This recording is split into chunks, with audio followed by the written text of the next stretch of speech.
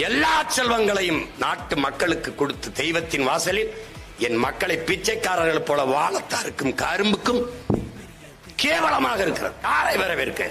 ஐயா ஸ்டாலின், தம்பி உதயநிதி, நீங்க வணக்கம் செலுத்த வர்றதுக்கு வாழை மரத்தையும் கரும்பை வெட்டி வைக்கணும். எப்படி இருக்கு? அரசு இதை கவனத்தில் எடுத்துக்கொள்ள வேண்டும். என் தாத்தனின் கோயிலுக்குள் வருவதற்கு முன்னாடி ஒரு வளைவு இருக்கிறது, ஆர்ச். அதுக்கு முன்னாடி எந்த கட்சி கொடியும் வச்சுக்க, எந்த தோரணமும் போட்டுக்க, அந்த வளைவுக்குள்ள எந்த கட்சி கொடி இருந்தாலும் என் பிள்ளைகள் பிடுங்கி தூர வீசுவார்கள் என்பதை பேரறிவிப்பு செய்கிறேன். வாழை மரம் கரும்பு கட்டு, நீ செத்த பண்ண உன் வாழைக்கு கட்டு, அங்க கட்டாது. அவனாவது வாழைன்னு வச்சா அவன் கழுத்துல வாழை வச்சிருதுன்னு முடிவெடுத்துருவான்.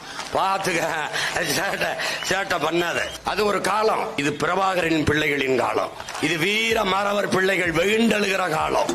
தன்மானமிக்க தமிழ் பிள்ளைகள் தலை நிமிர்கிற காலம். வெறிகொண்ட புலிகள் களத்திலே பாய்கிற காலம். எவனும் எதிர்வந்து விடாதே.